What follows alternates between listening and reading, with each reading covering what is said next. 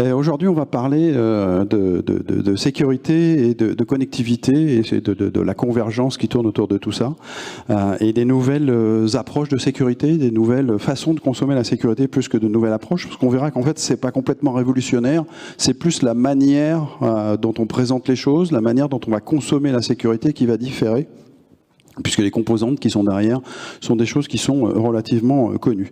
Alors pourquoi on pose cette question? Pourquoi on cherche finalement de nouvelles manières de sécuriser les infrastructures? Puisque c'est bien ça la question. Parce que le monde change, parce que le monde a changé. Alors effectivement, poussé en partie, voire même en grande partie par la crise sanitaire mondiale qu'on a vécue, mais pas que. Puisque derrière certains changements, derrière certaines évolutions, on est plus sur des conséquences plus ou moins directes de la transformation numérique, sur de nouveaux usages, sur des changements de mentalité. Ce qu'on peut constater, c'est qu'il y a une forte proportion de la main-d'œuvre qui fonctionne de manière hybride aujourd'hui, avec beaucoup de mobilité, qu'on a un nombre d'équipements toujours plus important dans le système d'information, y compris des équipements connectés plus ou moins maîtrisés, plus ou moins maîtrisables, et puis de plus en plus d'applications cloud au sens large, qui peuvent être effectivement des applications en mode SaaS. Aujourd'hui, le modèle de consommation de la plupart des applications se fait sous forme de service. Il suffit de regarder la bureautique, par exemple, où il y a une hégémonie de ces modèles en mode SaaS. Tout ça fait qu'effectivement, les usages changent, et donc effectivement, on va avoir besoin de changer la manière d'aborder la sécurité. Et ça va bien au-delà, en fait, d'une nouvelle manière de consommer la sécurité. C'est vraiment une approche différente, puisque derrière tout ça, on retrouve des concepts, alors certes qui peuvent paraître très marketing, comme le Zero Trust, mais qui sont des conséquences de cette évolution, puisque finalement, aujourd'hui, ce qu'on constate, c'est que le système d'information, il est passé d'un monde où on avait finalement une partie du système du système d'information qu'on pouvait considérer comme étant de confiance, et puis qu'on protégeait contre des agressions externes, en tout cas externes à cette zone de confiance, sous-entendu que les agressions pouvaient venir de l'interne, mais en dehors de ces zones. Donc c'est ce qu'on a appelé la protection périmétrique. Aujourd'hui, on sait que c'est largement insuffisant. Pas parce que la mode a changé, mais simplement parce que le système d'information a changé. Aujourd'hui, les frontières du système d'information sont extrêmement floues. J'ai effectivement des utilisateurs qui fonctionnent, on va dire, de manière à distance, qu'ils soient chez eux en télétravail, qu'ils soient en mobilité dans des hôtels ou sur des salons, ou qu'ils soient sur des sites déportés. J'ai des équipements divers et variés, et puis j'ai des applications cloud que je maîtrise plus ou moins, et où effectivement cet environnement fait que je suis bien incapable de définir une frontière et donc encore plus de la défendre. Donc c'est les corollaires à ces approches. Et puis aussi une réponse à un problème récurrent dans notre domaine. Vous n'êtes pas sans savoir qu'on manque cruellement de ressources dans la cybersécurité, qu'il est très difficile d'avoir des profils et très difficile de les retenir. Alors, on peut citer quelques chiffres, même s'il faut toujours s'en méfier, c'est toujours sujet à caution, mais on parle, rien qu'en France, d'un minimum de 350 000 profils manquants. On approche les 6 millions au niveau mondial. Et malheureusement, on voit bien que ça va être difficile de résorber ce manque, en tout cas à une échéance court ou moyen terme. Et donc, il va falloir procéder autrement, en préservant les ressources et en travaillant différemment pour que les ressources soient plus efficaces dans leur travail. Alors, effectivement, pourquoi il y a une demande autour de SASI, et je reviendrai sur ce qu'est SASI et ce que ça n'est pas, parce qu'il y a pas mal de confusion autour de tout ça, et c'est vrai que comme toutes les approches un peu nouvelles, il y a un phénomène de vague qui se fait derrière, et puis tout le monde essaye de surfer sur cette vague en faisant rentrer plus ou moins des solutions et des produits sur des modèles plus ou moins adaptés, plus ou moins exacts. Mais en tout cas, il y a une vraie demande qui est poussée par trois choses, les trois choses dont on a dit, cette adoption multi-cloud. Aujourd'hui, effectivement, le cloud, c'est une réalité dans toutes les entreprises, que ce soit sous forme d'infrastructures, de plateformes, que ce soit sous forme de logiciels délivrés sous forme de services, etc. 93%, d'après une étude de Cloud Report Flexera, qui donne qu'il y a des entreprises qui ont déjà engagé une stratégie cloud, parfois malgré elles, et donc un changement de paradigme extrêmement important, puisqu'on ne va pas accéder au cloud de la même manière qu'on accède à des applications legacy dans un data center, où on maîtrise beaucoup plus de choses dans l'environnement. Le deuxième point, c'est effectivement cette notion d'employés qui travaillent à distance. Hein. Alors ils peuvent être sur site, mais ils peuvent être également à distance. Hein. Alors effectivement, ça a été poussé, on va dire même imposé à un moment donné par la crise sanitaire, mais il ne faut pas se tromper, c'est quelque chose qui va rester durablement dans les mœurs. Alors très probablement pas à 100%, et c'est souhaitable, mais en tout cas avec une composante hybride, une composante de télétravail intégrée dans les entreprises, et donc il va falloir en tenir compte, parce que c'est un impact fort, on s'en est tous rendu compte, sur les systèmes d'information, et surtout sur la protection de ce système d'information. Et puis le troisième point, c'est l'expérience utilisateur. Ça, c'est relativement nouveau. Aujourd'hui, les utilisateurs, en général, ils préfèrent travailler dans un environnement sympa, certains à distance, mais surtout, ils font des retours au niveau des gens qui gèrent les infrastructures, en se plaignant, entre guillemets, des temps de réaction, parce que effectivement, les anciennes infrastructures, les anciennes approches sont pas forcément satisfaisantes pour délivrer les nouvelles applications sur ces méthodes-là. Donc ces trois points sont effectivement trois drivers fort pour cette demande de SASI. Il y a un autre sous-jacent sur lequel je reviendrai et qui est lié en grande partie, mais pas que, au manque de ressources, c'est la simplicité. On cherche à avoir quelque chose qui soit simple à délivrer, qui soit simple à maintenir, qui soit simple à produire. Donc ça, c'est des choses importantes. Tout ça, finalement, c'est poussé par ce qu'on appelle la transformation numérique. Hein. Certains parlent de transformation digitale. Moi, j'aime pas trop parce que digital, c'est le doigt, c'est pas l'informatique. Ça, c'est pour la plaisanterie. Mais en tout cas, ça change les organisations et ça les change profondément, durablement et sur plusieurs axes. Le premier, c'est effectivement cette notion de mobilité.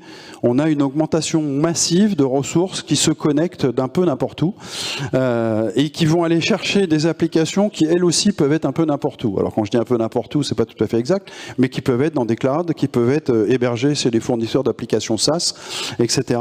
Donc un environnement qui est extrêmement mouvant et qui peut être extrêmement difficile à prendre en compte sur des organisations et surtout des infrastructures traditionnelles. En parallèle de ça, cette transformation numérique, elle augmente de manière très forte la surface d'attaque des entreprises, puisque un des leitmotifs, si on peut dire, de la transformation numérique, c'est d'avoir des systèmes ouverts qui soient accessibles facilement, avec lesquels on échange facilement, que ce soit avec les collaborateurs en situation de mobilité, mais également avec des entreprises sous-traitantes, co-traitantes ou fournisseurs ou clientes. Et effectivement, on est dans cette hyperconnectivité effectivement qu'il faut gérer en termes de risque et en termes de protection. De la même manière, on a de plus en plus d'objets connectés. Alors c'est vrai beaucoup dans l'industrie, mais aujourd'hui on en trouve un peu partout. Et puis ça va pas aller en s'arrangeant, d'autant que l'arrivée de la 5G va permettre de connecter plus facilement et d'avoir de nouveaux usages, de nouvelles applications pour ces objets connectés. Alors là aussi, c'est pas juste une mode, c'est pas juste pour se faire plaisir. Hein. Il y a un vrai intérêt de récupérer des informations. Il y a un vrai intérêt, par exemple, dans l'industrie, d'avoir des roulements à billes connectés. Ça peut paraître bête comme ça, mais ça permet de pouvoir faire de la maintenance prédictive et donc de ne pas avoir d'arrêt de production et donc d'optimiser la production, d'être plus efficace, moins coûteux, etc. Et donc plus concurrentiel. Donc il y a quand même un vrai intérêt derrière tout ça. Et puis il y a ce qu'on appelle l'explosion des bordures, l'explosion des edge. Hein. Aujourd'hui, vous avez toutes sortes de edge, le cloud edge, le LAN edge, one edge, etc. Sous ces termes barbares, c'est quoi? C'est effectivement mettre de plus en plus de capacités de traitement et de calcul au plus proche de l'utilisateur, avec tous les risques que ça entraîne derrière, et finalement la perte de maîtrise, ou en tout cas le défaut de maîtrise et de surveillance qu'on peut avoir. Et puis, en parallèle de tout ça, dans cet environnement-là, on a deux facteurs importants. Le premier, c'est l'évolution de la menace, parce que bien évidemment, les cybercriminels, ils vont pas rester où ils en étaient. Et ce qu'on constate aujourd'hui, c'est une professionnalisation très forte de ce milieu-là, qui fait que les attaques qui sont constatées sur le terrain sont de plus en plus sophistiquées.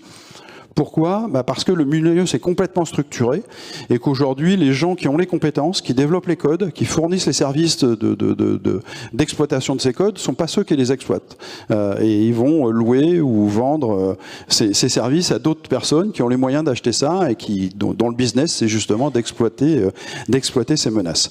Donc, le résultat de ça, c'est effectivement, on se retrouve face à des menaces de plus en plus sophistiquées, de plus en plus complexes, qui font appel à des des maîtrises extrêmement importantes, à la fois techniques, technologiques et de social engineering, avec, alors effectivement, le ransomware qui a explosé ces derniers mois, ces dernières années, mais aussi des attaques d'un nouveau type, qu'on appelle les attaques de supply chain, la chaîne d'approvisionnement. Et là, on est typiquement dans un modèle d'industrialisation et de professionnalisation du milieu. On a des gens dont l'objectif va être de corrompre un système de délivrance de mise à jour sur un logiciel de préférence lié à des fonctions d'administration, puisque ça veut dire qu'on pourra obtenir des comptes à privilèges, et qui, une fois qu'ils vont obtenir ça, vont pouvoir soit exploiter eux-mêmes, mais la plupart du temps vendre cette possibilité de post-port dérobé à d'autres gens qui vont les exploiter et donc infecter des dizaines, des centaines, des milliers d'entreprises derrière, et généralement pour faire un mécanisme de rançon, soit par ransomware, soit de manière indirecte. Et en parallèle de ça, de cette menace qui croît, on a effectivement, et à la limite c'est même pas forcément parallèle, c'est du corollaire, c'est lié, une régulation de plus en plus importante pour essayer d'endiguer justement cette menace, de faire en sorte que les entreprises se protègent, et puis surtout d'amener de la confiance dans le monde numérique, puisqu'on sait très bien que cette transformation numérique, que cette économie dans le cyberespace, elle ne pourra se faire et n'être pérenne que si on a de la confiance, que si elle fait dans la confiance. Et là, le rôle de la conformité, c'est quand même de fournir des référentiels qui permettent d'avoir un certain niveau de confiance dans le déploiement et dans la rigueur avec laquelle on gère les infrastructures. Alors tout ça, effectivement, c'est une réalité. Donc si on regarde un petit peu plus cette notion d'adoption du cloud et de collaborateurs mobiles, on se rend vite compte que les architectures traditionnelles telles qu'elles sont déployées aujourd'hui, avec un site central, des sites déportés, et éventuellement du hub and spoke, elles sont coûteuses et elles sont lentes. Et en plus, elles ne répondent pas correctement aux besoins. Les utilisateurs se plaignent sur les temps de réponse, sur les latences, etc. Parce que l'accès aux ressources public se fait mal, parce que on centralise la sortie internet sur un site central par exemple, sur un data center, parce que les applications en mode SaaS, y compris la messagerie, elles sont utilisées aujourd'hui dans le cloud. Aujourd'hui il y a énormément de messageries qui sont utilisées sous forme de service cloud, et donc effectivement l'accès n'est pas optimisé, mais on a aussi besoin d'un accès au cloud privé. La grande époque où on disait tout le monde veut passer au cloud et il n'y aura plus que le cloud est révolu, c'est bien rendu compte que ça ne serait pas le cas. On est vraiment dans le multi-cloud, et même le multi-cloud n'exclut pas qu'on garde des ressources en interne. Il y a même des gens qui avaient fait la démarche de mettre des choses dans le cloud qui les ont réintégrées, et on se retrouve dans un environnement qui est très hybride, avec des ressources internes, soit sur des data centers classiques, soit ce qu'on appelle des clouds privés, donc des data centers virtualisés, et finalement ça revient à un DC, même si un certain nombre de paramètres qui changent un peu. Et puis l'utilisation de ressources externalisées sous forme d'infrastructures ou de plateformes, chez des gens comme AWS, GCP ou Azure, soit en nominal pour certaines applications, pour certaines fonctions, soit également en débordement, puisque un des intérêts justement de ces infrastructures-là, c'est de pouvoir permettre d'absorber une charge ponctuelle sans avoir à faire des investissements lourds au niveau de ce data center, par exemple, et de pouvoir profiter de cette souplesse, de cette flexibilité. Et tout ça, il faut le délivrer, bien entendu, pour des utilisateurs qui sont dans les infrastructures au siège, sur le campus ou dans des agences régionales, mais également pour des utilisateurs mobiles, et avec finalement la même sécurité, la même facilité et la même expérience utilisateur. Donc on voit bien que les architectures classiques telles qu'on les avait conçues il y a 5 ou 10 ans ne répondent plus du tout à ce besoin-là. Et ce dont on a besoin de manière extrêmement forte, c'est effectivement de la simplicité, de l'adaptabilité, puisqu'on est dans un monde qui change, et donc en fonction des applications, en fonction des besoins métiers, on va avoir besoin de pouvoir adapter cette infrastructure, de la rapidité, puisqu'il ne faut pas mettre 6 mois pour adapter l'infrastructure, et puis évidemment de la sécurité. Alors ça, c'est relativement nouveau, pas complètement non plus, mais c'est cette notion de sécurité et finalement de connectivité ou de réseau et sécurité qui convergent. Alors on l'a constaté déjà avec le SD-WAN, puisque maintenant la plupart des gens qui déploient du SD-WAN déploient en fait du Secure SD-WAN, puisque on ne veut pas faire de compromis sur la sécurité, mais on veut avoir cette souplesse. Et donc ça c'est une constante, et ce qu'on constate aujourd'hui, c'est vraiment une convergence dans ces environnements-là, une convergence de ces domaines, où on fait à la fois, finalement, on va délivrer de la connectivité de manière souple et flexible, hein, pour pouvoir atteindre un cloud, pour pouvoir atteindre une application en mode SaaS, mais avec de la sécurité derrière. On n'est pas prêt à faire l'impasse sur la sécurité, et finalement c'est quand même relativement bien, et c'est plutôt louable. Alors, quels sont les défis dans ces environnements-là? Malheureusement, ils sont nombreux. Hein. Le premier, on a parlé un petit peu, c'est les notions de conformité. Il y a une pression de la régulation et du régulateur toujours plus forte pour assurer le respect des règles, le respect des standards, et pouvoir le suivre et le contrôler, pouvoir démontrer en fait qu'on est bien conforme à ces exigences de conformité. Le deuxième, c'est effectivement, peut-être, enfin c'est la base, puisque c'est ce qui déclenche finalement l'arrivée dans ces approches-là, c'est comment je peux couvrir et contrôler l'agilité, l'évolutivité, la flexibilité. Comment je fais en sorte d'avoir une infrastructure qui colle à mes besoins et que je peux changer facilement et de manière automatique, tout en m'assurant de la sécurité intrinsèque de cet environnement-là. Et puis d'autres questions comme mes applications, comment elles sont utilisées, par qui, comment je protège l'accès aux applications, hein, parce que c'est n'importe qui n'a pas forcément le droit d'accéder à n'importe quel type d'application. Et derrière les applications, ce qu'il y a, ce sont des données. Donc comment je protège ces données-là, comment je les surveille, et éventuellement avec des niveaux différents. Je ne vais pas forcément protéger de la même manière des méthodes de fabrication, des molécules dans les environnements pharmaceutiques, des données privées ou des datasheets que de toute façon sont publics et sont appelés à être distribués très largement. Et puis comment je migre tout ça? Est-ce que du jour au lendemain je bascule tout? Bon, on se doute bien que ça ne sera pas forcément la réponse. Ou est-ce que j'ai quelque chose de plus graduel, de plus consensuel, et qui va se faire finalement de manière pragmatique au fur et à mesure de l'évolution de mes besoins, au fur et à mesure que je vais migrer des applications dans de nouveaux environnements. Donc effectivement, beaucoup de choses, beaucoup de points à voir. Et finalement, comment on va pouvoir répondre à ça? La solution finalement qui est attendue, c'est une solution qui va permettre de répondre aux contraintes et aux besoins d'aujourd'hui, mais aussi de demain. Puisque ce besoin de flexibilité, ce besoin d'agilité, il est bien basé là-dessus. Il est de dire, je réponds à mes contraintes d'aujourd'hui, je réponds à mes besoins de demain, mais je veux aussi pouvoir répondre à mes besoins métiers qui vont arriver dans le futur et que je connais pas encore complètement, qui vont peut-être complètement changer mes besoins en bande passante, qui vont peut-être complètement changer la manière dont mes utilisateurs travaillent. Et donc, je veux que mon infrastructure puisse s'adapter à ces points-là. Donc, qui est cette flexibilité pour pouvoir s'adapter aux nouveaux besoins et aux nouvelles contraintes des métiers. Aujourd'hui, c'est vraiment le métier qui pilote finalement l'infrastructure. Hein, c'est les besoins des métiers qui doivent être couverts. Et l'informatique au sens large, la DSI, est au service des métiers. Mais on veut aussi que ça puisse se faire en simplicité, puisqu'on manque de ressources et on n'a pas envie de dédier pléthore de gens sur cette tâche-là. Et on veut que ça se fasse vite, donc il faut que ça soit simple. Simple dans la mise en œuvre, simple dans le suivi, simple dans l'exploitation. Et finalement, de plus en plus, ce qu'on constate, c'est un petit peu pas forcément la fin, mais un manque d'appétence vers des approches en mode silo qui sont complexes à gérer, qui finalement, au niveau résultat, rendent pas forcément les meilleurs résultats et nécessitent beaucoup de ressources pour être gérées. Ce qu'on veut, c'est que ces capacités-là, on puisse les délivrer pour n'importe où et de n'importe où, c'est-à-dire sur les sites, petits ou gros, pour une petite agence, pour une toute petite structure où il va y avoir 3 personnes, pour un utilisateur en télétravail, éventuellement au sein d'autres entreprises avec lesquelles je travaille, hein, des fournisseurs, des clients. Aujourd'hui, on est beaucoup dans des flux tendus, donc les fournisseurs d'ensemble travaillent avec les assembleurs pour justement être toujours en zéro stock, en juste à temps. Et puis pour tout type d'utilisateurs. Des employés, des VIP, des collaborateurs externes, des administrateurs, etc. Puisque, en fonction des profils, en fonction des accès, on va avoir des risques différents et il va être important de pouvoir gérer ces besoins. Et puis, ce que je disais tout à l'heure, le besoin, il est cette convergence connectivité et sécurité.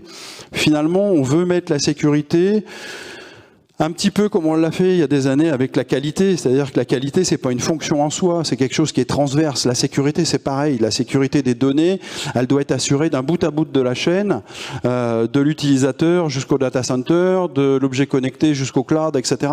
Moi, je dis souvent que le premier firewall d'une entreprise, c'est l'utilisateur, puisque c'est le premier qui va être en contact avec la menace, et finalement, c'est peut-être le plus à même de pouvoir la détecter. En tout cas, d'où l'intérêt de sensibiliser les...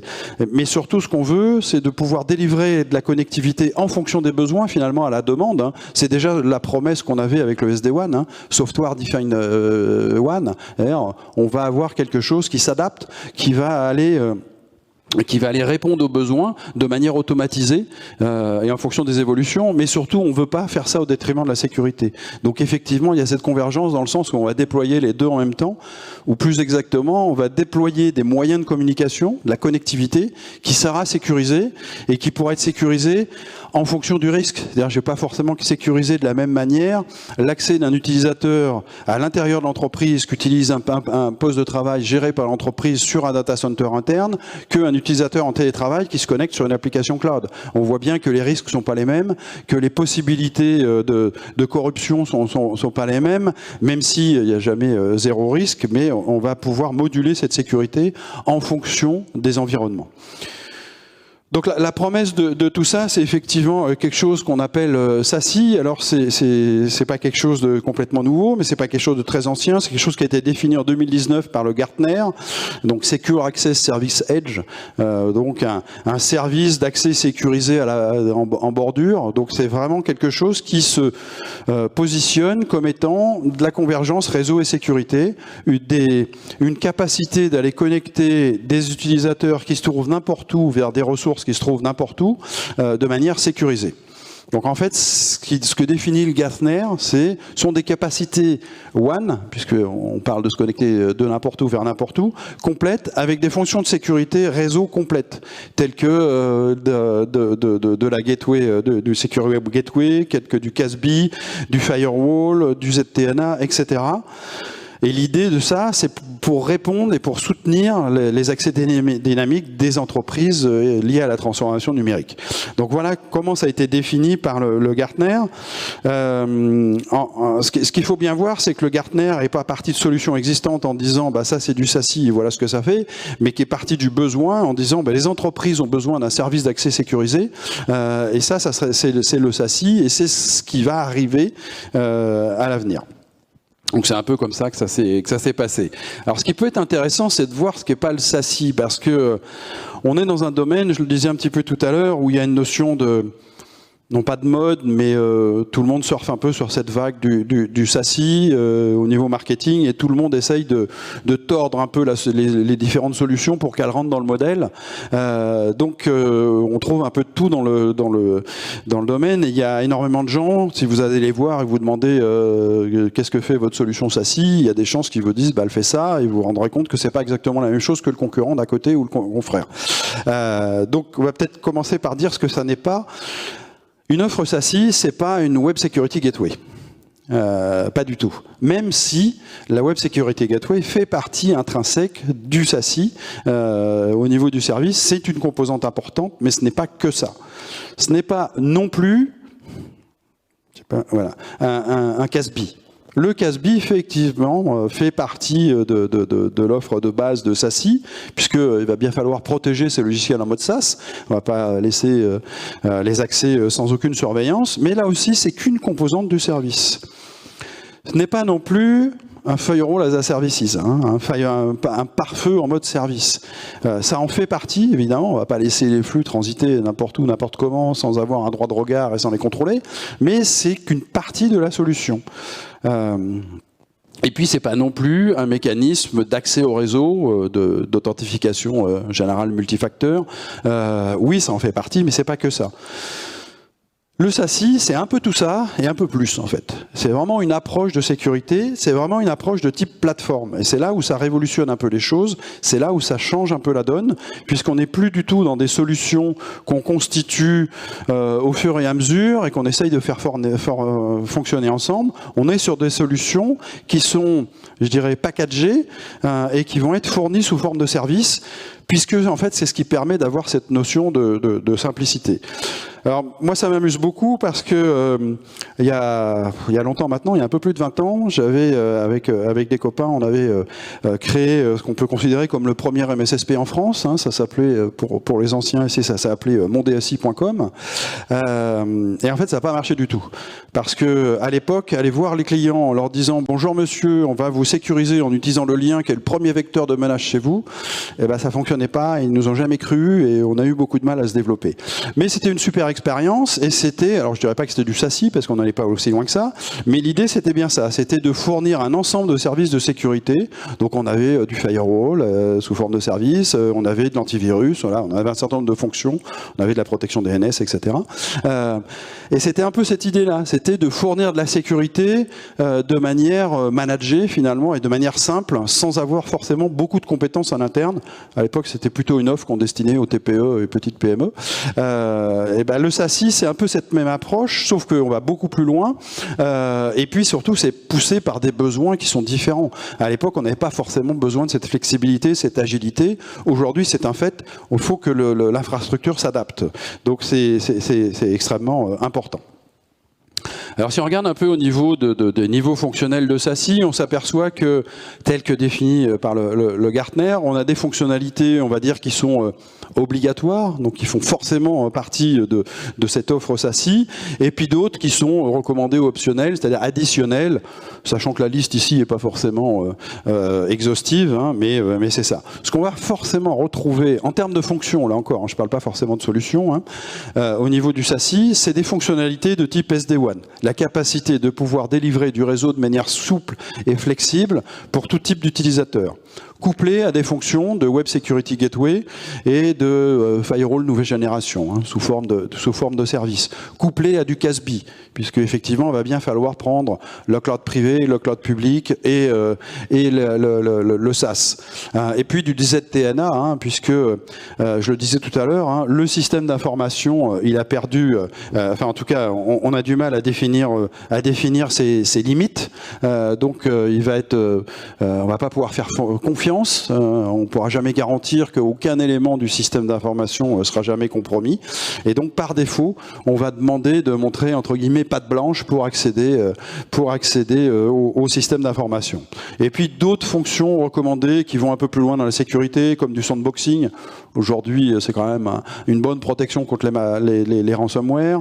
De l'isolation de navigateurs, hein, qui peut être extrêmement intéressante aussi pour protéger les users des failles qu'utilisent les navigateurs. De la sécurité des WAF ou des API en fonction de ce qu'on utilise, notamment quand on utilise des applications containerisées par exemple, et puis tout ce qui est gestion des équipements gérés et non gérés, c'est-à-dire des équipements qui appartiennent à l'entreprise et ceux qui sont BYOD ou qui sont intégrés via de la connexion d'objets connectés.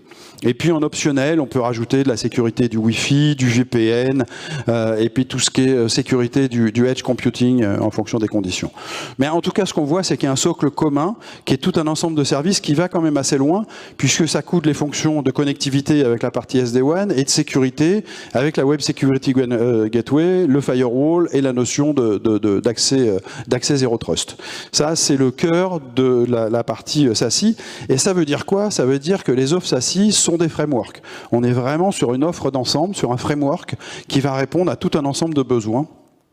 Alors dit autrement, hein, on le retrouve ici, hein, ça c'est le Gartner effectivement qui le dit, c'est de la sécurité réseau délivrée par le cloud, donc qui intègre du SD-WAN, du firewall, de la web gateway, du CASB et du ZTNA. Et puis après on peut rajouter des briques optionnelles, mais à minima on a tout cet ensemble-là, packagé, délivré sous forme de service et de manière transparente finalement. C'est-à-dire que l'idée du SASI, c'est pas de déployer du SD-WAN, et puis une fois que c'est déployé, on va se poser la question comment on met les firewalls au-dessus de ça. Non, non, c'est quelque chose qui est packagé et intégré.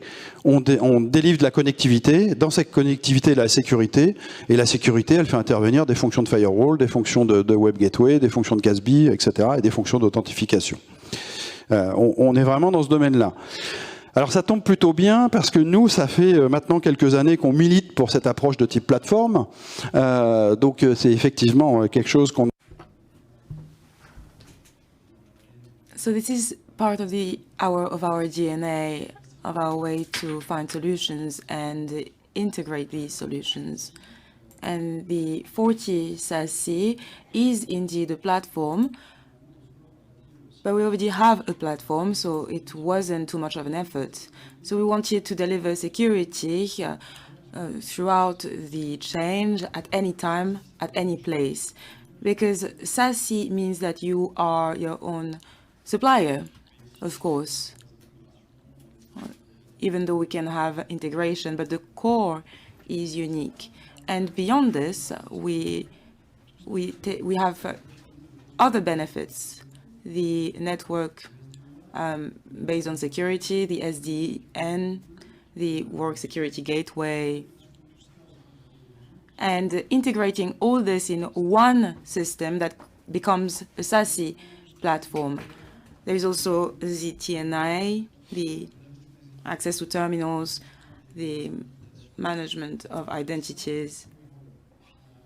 All this in order to create a zero trust approach and reduce risks, because you all know that one of the goals of cyber criminals when they penetrate a system is to find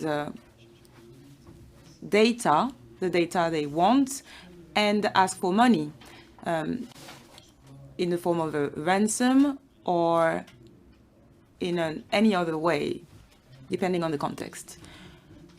And there is also dynamic security of the cloud. SASE is very related to the cloud, so you need to deploy any solution in any cloud with the same level of protection, because what we want, what we care about, is protecting what has value in a company, namely data.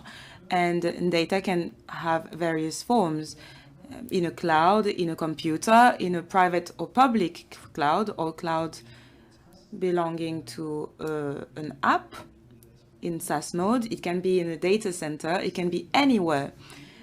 And yet this data has the same value, and it must have the same level of protection. So the goal is to deliver security to a group of data in the same way, regardless of the place, with different mechanisms, services, and control mechanisms. So this is very important. And the last point is this notion of operational security. The idea is to reduce silos, complexity, to make it more simple, to make it more abstract, to hide technologies, because you all know that when we make cybersecurity and cyber defense, we need to deploy different type of technologies. We are not going to secure in the same way an email, an API, than a distant or a remote user. And yet the policy of security will be the same, and it will be related to the data. We need to also assist the security analysis, and we need to detect threats centrally. For example, with AI, so we need to assist analysts in all these tasks. So this is an integrated approach, a platform, and it has a cloud architecture that was specifically designed for SASE. We don't want to use existing infrastructure, and in this you have all the different tools.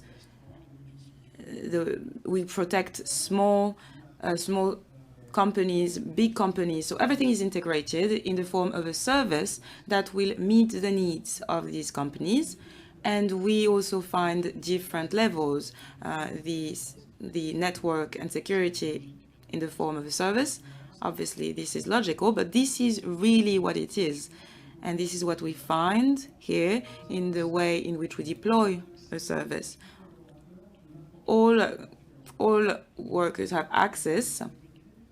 We also deliver security, network, connectivity, how to allow people to better connect, and we deliver apps, which can be in a SaaS mode, in a private or public cloud, in a data center. So this is a whole ecosystem, And here you see the platform as it is. In the adaptive cloud security, this is an architecture, and you can see the different control point. You have web access, internet, SaaS apps, you have email, you have public cloud, private cloud, data center, etc. And you need to secure all this, knowing that we will be able to access this data from a headquarter in regional centers or very small regional centers, and even remotely from users. So you need to cover all the needs and to make the public cloud safer. You need to protect the different points. And this is allowed by SASE. Here you have a more functional, more operational vision, but it is the same as what we were saying before. There are different components. With regard to the app, you find web, API, pentest. You will find config, CSPM, the possibility to have compliance reports. This is very important to have follow-up, the detection of photo IT. This is more present in the industry, but you can also find it everywhere. Securing emails and access with different mechanisms to authenticate people with soft token, for example,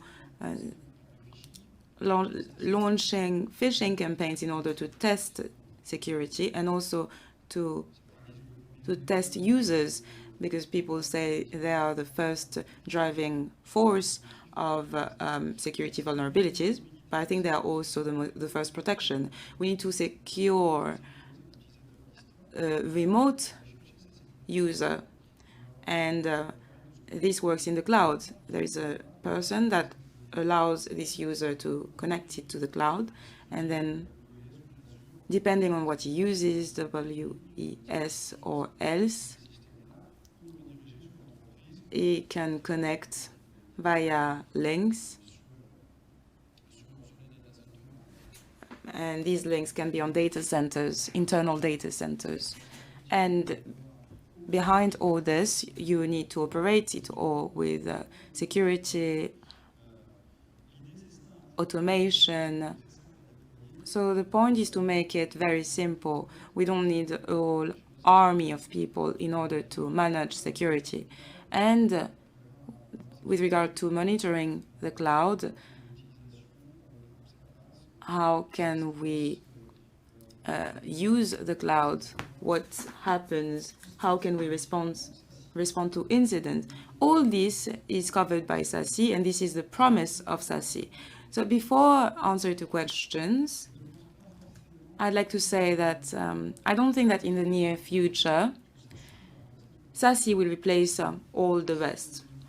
Although there is a demand, I think that there will be a hybrid system. I'm not sure that for a very big company or very big site for 10,000 people, we need to change all the cloud for all users. I'm not sure this is the best system, because there will also be other problems arising. So there will be a hybrid system with different websites, Synergy and small structures. Remote users might be in full SASE, and next to all this, we might have other people who will have SD-WAN, more traditional architecture. There will be a mix with the security in the cloud and security locally. So with different bubbles of users. So this is what I wanted to say. And if you have any questions on whatever I said, please feel free to ask them. Thank you very much for your attention. In any case, no questions. So this means that I was very clear, or that everyone is asleep.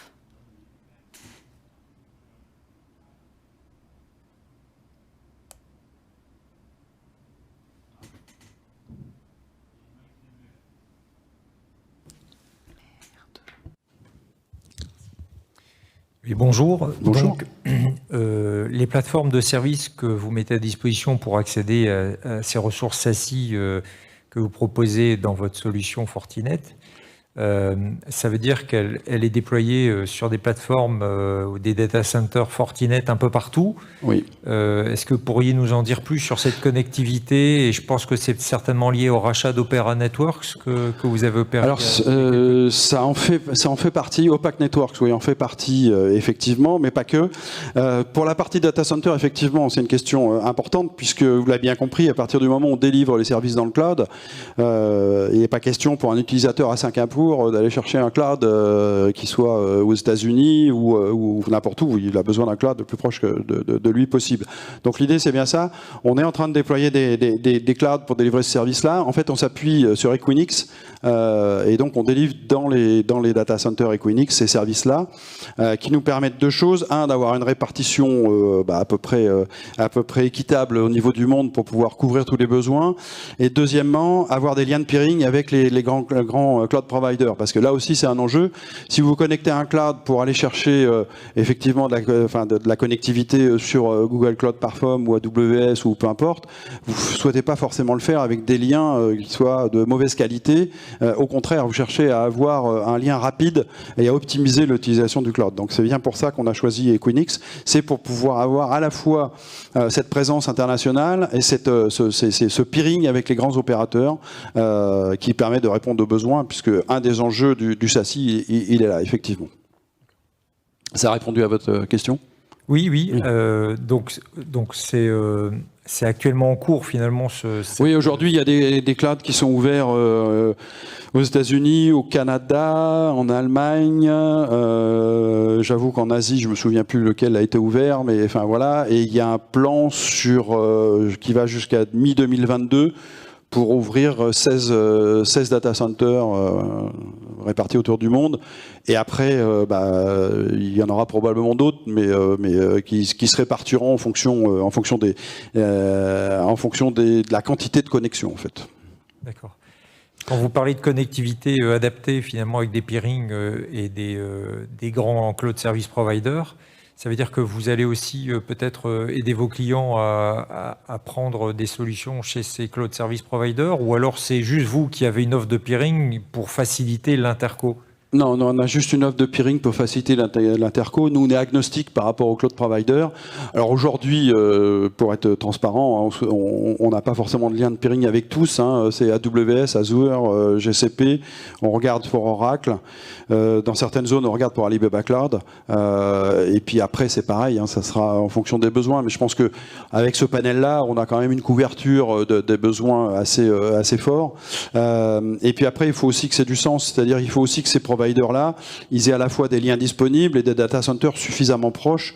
Donc là aussi, on ne choisit pas forcément complètement par hasard la localisation des data centers. Même si on sait qu'il y en aura un à Paris, on sait qu'il y en aura un à Madrid. Voilà. Merci beaucoup. Je vous en prie.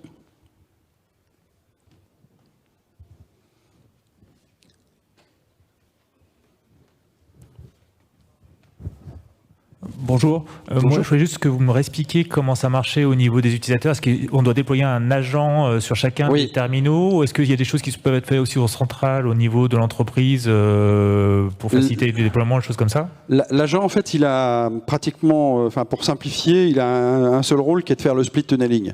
C'est-à-dire de savoir ce qu'il faut remonter au niveau du cloud pour la sécurité ou de faire sortir immédiatement dans certains cas. Et qui va contrôler un certain nombre de choses. Il y a peu d'intelligence au niveau de l'agent, puisque l'intérêt c'est de garder la simplicité, et l'agent n'effectue pas de tâches de sécurité. Les tâches de sécurité sont faites au niveau du cloud. L'agent sert simplement de connectivité avec le cloud qui délivre le service. D'accord. Ok.